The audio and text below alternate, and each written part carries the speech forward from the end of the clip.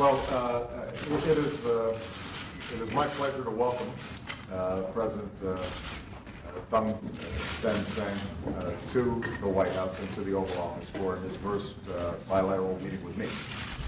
Tôi rất hân hạnh chào đón Chủ tịch Sang đến đây trong cuộc buổi đối thoại song phương. This represents the steady progression and strengthening of the relationship between our two countries. Điều này đã biểu tượng cho cái sự hợp tác càng ngày càng mạnh mẽ giữa hai và những tiến bộ giữa hai nước. Obviously, we all recognize the extraordinarily complex history between the United States and Vietnam. Dĩ nhiên là chúng tôi cũng hiểu là giữa Việt Nam và Mỹ có những cái lịch sử rất là phức tạp. But step by step, what we have been able to establish is a degree of mutual respect and trust that has allowed us now to announce a comprehensive partnership between our two countries. Và do đó chúng tôi thấy có những bước mà chúng ta cần phải có những cái sự tương kính lẫn nhau và tin tưởng lẫn nhau để có thể tiếp tục một đối tác giữa hai nước. That will allow even greater cooperation on a whole range of issues, from trade and commerce to military cooperation to multilateral work on issues like disaster relief to scientific and educational exchanges. Điều đó sẽ giúp mở rộng những cái hợp tác trong nhiều lĩnh vực khác, ví dụ như là quân sự, về hậu quả thiên tai và khoa học và những cái vấn đề khác, lĩnh vực khác. What we've also discussed is the ways in which, through the Trans-Pacific Partnership, or TPP, both the United States and Vietnam are participating in what would be an extraordinarily ambitious effort to increase trade, commerce, and transparency in terms of commercial relationships throughout the Asia-Pacific region. Hai bên chúng tôi cũng đã thảo luận về vấn đề quốc phòng, về vấn đề TPP, và chúng tôi sẽ cố gắng để làm sao mà tăng cường những cái việc thương mại, hợp tác thương mại và tính cách minh bạch hơn trong những cái lĩnh vực này. And we're committed to the ambitious goal of completing this agreement before the end of the year, because we know that this can create jobs and increase investment across the region and in both of our countries. Và chúng tôi đã có quyết tâm là kết thúc cái hiệp định này trước cuối năm nay, giúp chúng tôi tăng trưởng công ăn việc làm và đầu tư. We discussed the need for continued efforts to resolve peacefully maritime issues that have surfaced in the South China Sea and other parts of the Asia-Pacific region. Chúng tôi đã xác định là sẽ tiếp tục hợp tác để giải quyết một số vấn đề về hàng hải ở trong vùng châu Á Thái Bình Dương.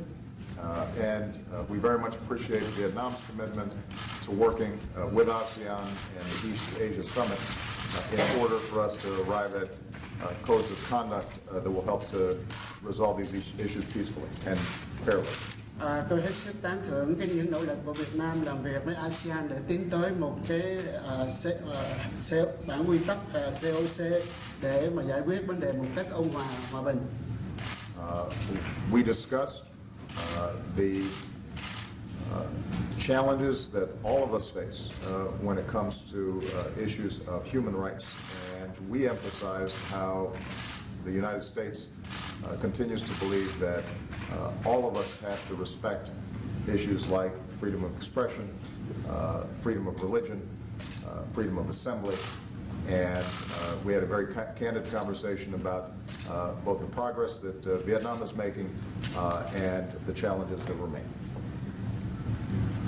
Cả hai bên chúng tôi đã đặc biệt đề cập đến vấn đề nhân quyền, và chúng tôi hiểu là trong cái tinh thần tương kính đó, chúng tôi đã có nhắc đến vấn đề tự do về phát biểu, tự do ngôn luận, tự do tôn giáo và tự do lập hội, và đôi bên đã cam kết sẽ có những tiến bộ để giải quyết những cái thách thức đó.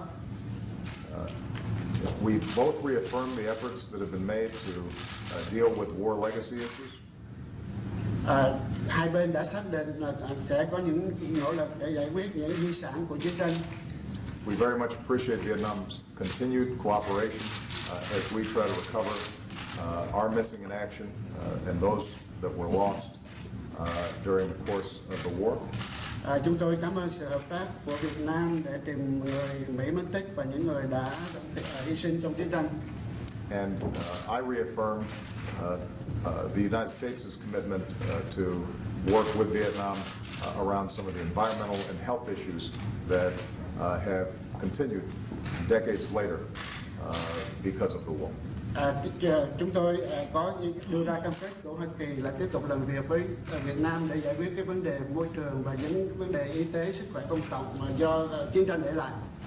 And finally, we agreed that one of the great sources of strength between our two countries is the Vietnamese American population, that it is here, but obviously has continued strong ties to Vietnam. Và đôi bên cũng đã đồng ý là cái cộng đồng người Việt ở hải ngoại này ngày càng lớn mạnh và sẽ đóng góp rất tốt cho sự phát triển của Việt Nam. And ultimately, it's those people-to-people relations that are the glue that can strengthen the relationship between any two countries.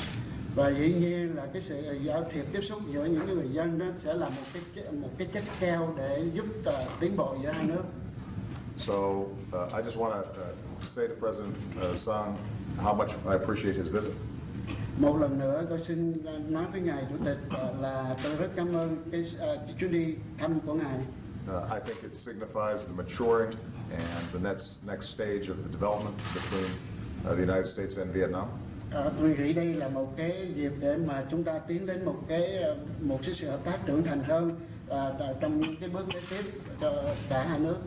As we increase consultations, increase cooperation, increase trade and scientific and education exchanges, ultimately that's going to be good for the prosperity and opportunities of people here in the United States, as well as good for the opportunities and prosperity of the people of Vietnam.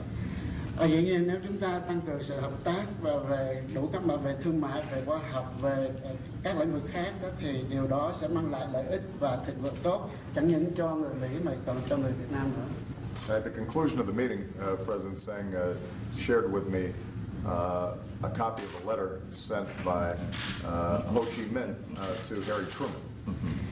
Vào cuối buổi trao đổi này đó thì Chủ tịch Sang có trao cho chúng tôi một bức thư mà ông Hồ Chí Minh đã gửi cho cố tổng thống Truman của Mỹ.